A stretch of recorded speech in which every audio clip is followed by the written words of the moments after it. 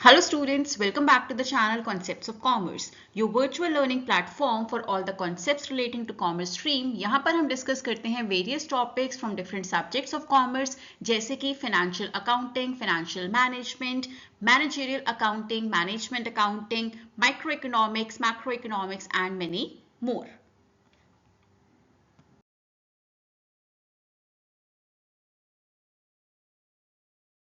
So first of all discuss करते हैं what do we understand by modern approach of financial management। Modern approach of financial management was introduced in 1950s और क्यों इसे आना पड़ा because इससे पहले जो हमारे पास अप्रोच थी of financial management, that is traditional approach of financial management, suffered from a number of limitations. It was very limited in its scope. It was only concerned with arrangement of funds, and due to its incompetencies, its inefficiency in solving modern age problems, there was a need for a new approach.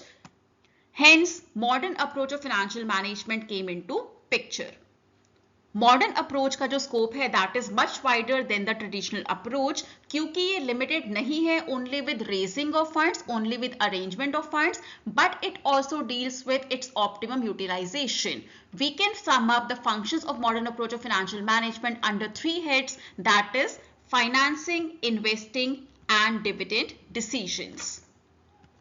So financing decisions means arrangement of funds of a company. Arrange करने से पहले it is important to plan कि आपको कितना fund चाहिए. That is known as financial planning, because अगर funds आपकी जरूरत से कम है then also it is bad for a company, और अगर आपके पास funds ज़्यादा है तो भी ये company के लिए गलत होता है. So we need to plan carefully हमें कितना fund चाहिए. Once we have planned how to and where to raise the funds from, that comes under financing decisions. After that, investment decisions. अब पैसा आ गया, उसे इन्वेस्ट कहाँ पर करना है. We can do two types of investment decisions, short term and long term. So आपको कहाँ पर कितना पैसा लगाना है, that is done under investment decisions. And lastly, dividend decisions. That means कि आपको कितना अपने प्रॉफिट का हिस्सा अपने पास रखना है और कितना पैसा आपको देना है to the shareholders as dividend. All three decisions are now we are going to discuss in detail. So briefly मैंने आपको अभी बताया what do we understand by financing decisions. पहले आपको एस्टिमेट करना है कितना पैसा चाहिए, उसके बाद आपको डिसाइड करना है पैसा कहाँ से रेज करना है। पैसा रेज करने के लिए कंपनी के पास बहुत सारे ऑप्शंस अवेलेबल होते हैं, जैसे कि equity shares, preference shares, debentures, loans etcetera. So हर एक सोर्स के अपने मेरिट्स और डीमेरिट्स होते हैं जो आपको ध्यान में रखने होते हैं while deciding about your capital structure. Capital structure क्या होता है? Proportion of your various sources जिनके थ्रू आप पैसा रेज करते हैं. So it is very important for a company to finance its funds properly, to choose its capital structure very properly, because that will have an impact on profitability of the firm. Now let's have a look at the factors जो आपको consider करने होते हैं while doing financing decisions for the company. So factors जो आपको ध्यान में रखने होते हैं while taking your financing decisions, first of all we have cost. यहाँ पर दो तरह की cost होती है. One is cost of raising the funds, क्योंकि हर source से पैसा raise करने की cost होती है, वो आपको consider करनी होती है, और जो cost आप उस fund पर pay करेंगे वो भी आपको कंसीडर करनी होती है. Second is risk involve. Her source के साथ अलग तरीके का रिस्क इन्वॉल्व होता है. अगर आप फंड बोरो करते हैं तो वहां पर आपको टाइमली इंटरेस्ट भी पे करना होता है, और जब आपका फंड मैच्योर होता है, मैच्योरिटी पीरियड आता है, तो आपको उसे वापस प्रिंसिपल अमाउंट भी पे करना होता है.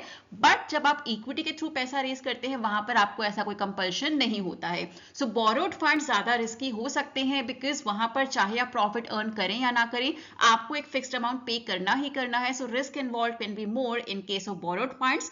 Next is liquidity position of the firm. That means company के पास कैश फ्लो कैसा है.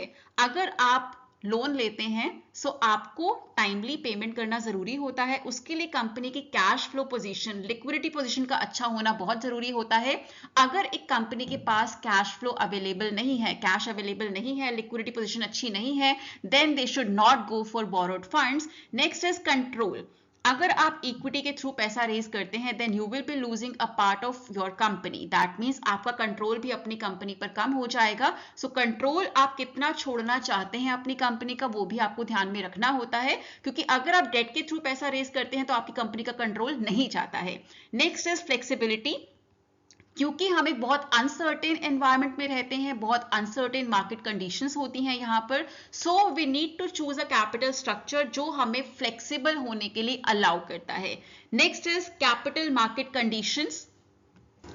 कैपिटल मार्केट कंडीशंस भी आपको हेल्प करती हैं इन डिसाइडिंग कैसा आपको सिक्योरिटी रेज करना है, क्योंकि बूम पीरियड में क्या होता है, it is easy to sell equity because people are ready to take the risk. It will be easier for the company to sell the equity, but depression में ऐसा नहीं होता है बिकॉज डिप्रेशन में there is more demand for debt securities in the capital market.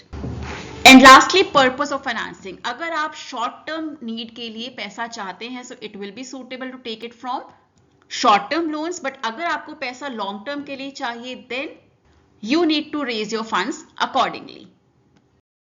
Next is investment decisions. अब पैसा company ने arrange कर लिया, how to deploy the funds so that the company can maximize the profitability। Investment दो तरीके से आप कर सकते हैं, जैसे कि मैंने आपको अभी बताया था, long term and short term investment. Long term investment we also know it as capital budgeting decisions. That means आपको एसेट खरीदना चाहिए कि नहीं खरीदना चाहिए, आपको गिवन प्रोजेक्ट में इन्वेस्ट करना चाहिए या नहीं करना चाहिए। सो इनका इम्पैक्ट लंबे टाइम तक होता है एक कंपनी में, and more funds are also deployed in long term investments.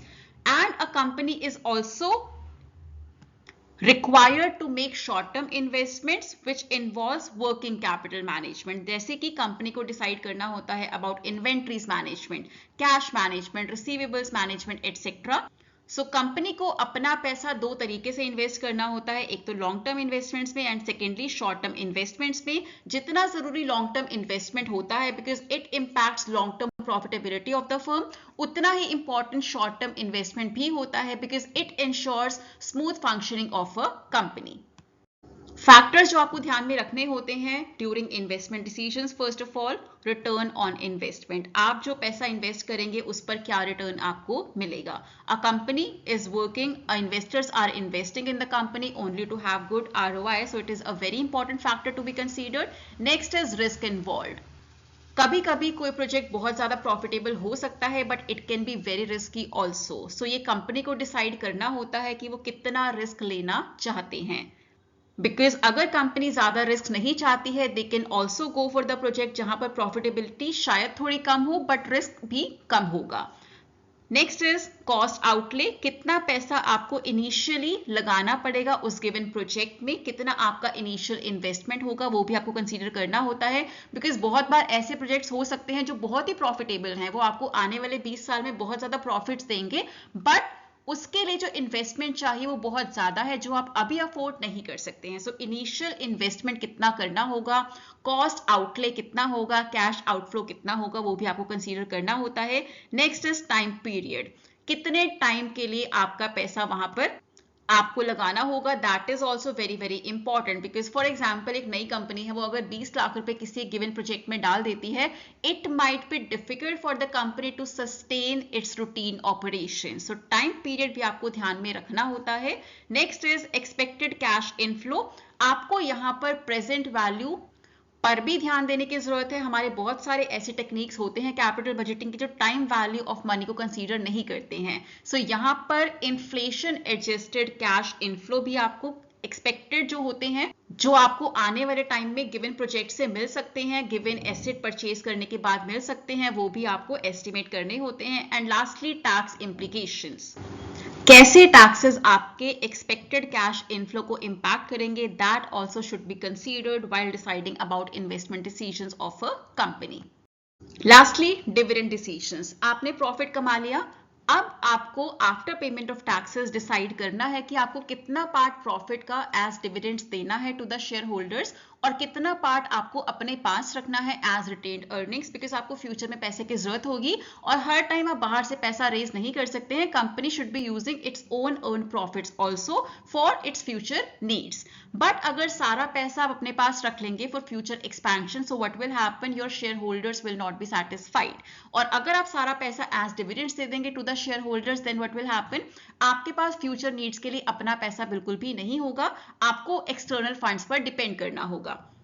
सो इसीलिए it is very very important to have a good dividend policy of a firm, जहां पर एक प्रॉपर बैलेंस हो between dividend to be distributed and retained earnings जो company अपने पास रखेगी.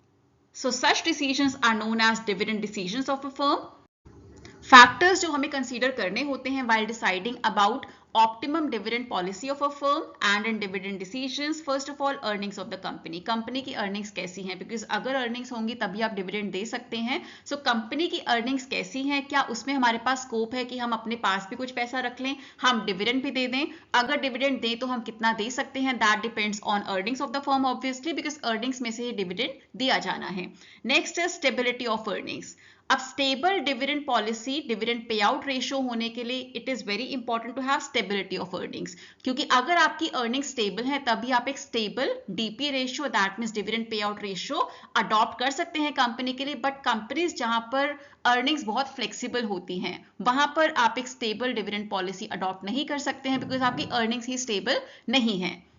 So such companies can go for fixed percentage of dividend rather than going for absolute amount जो आप dividend पे करते हैं. यहां पर कंपनी फॉलो कर सकती है कि हम अर्निंग का कितना परसेंट एज डिविडेंड देंगे rather than going for कि हम 50 रुपए या 100 रुपए डिविडेंड देंगे, क्योंकि आपकी अर्निंग स्टेबल नहीं है. तो आप यहाँ पर एक परसेंटेज तो फिक्स कर सकते हैं, बट आप एब्सोल्यूट अमाउंट फिक्स नहीं कर सकते हैं. Next is cash flow position of the company. अब बहुत बार कंपनी की अर्निंग्स तो बहुत अच्छी हो सकती हैं, बट उसका मतलब ये नहीं कंपनी के पास कैश भी बहुत अच्छा है. सो कैश फ्लो पोजीशन का पता होना भी बहुत जरूरी है, कैश फ्लो पोजीशन का अच्छा होना भी बहुत जरूरी है, so that you can give dividend to the shareholders. Next is growth opportunities available.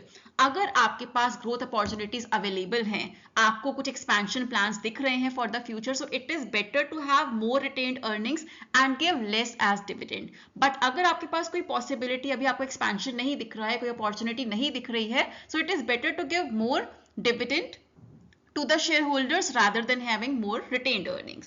Next is preference of shareholders. आपका shareholder क्या चाहता है, क्या वो अभी dividend चाहता है, regular dividend चाहता है, या फिर वो चाहता है कि आप हमारे पैसे invest कर लीजिए and give us better market price of the shares. So आपके shareholders का preference क्या है, that will also impact DP ratio of a company.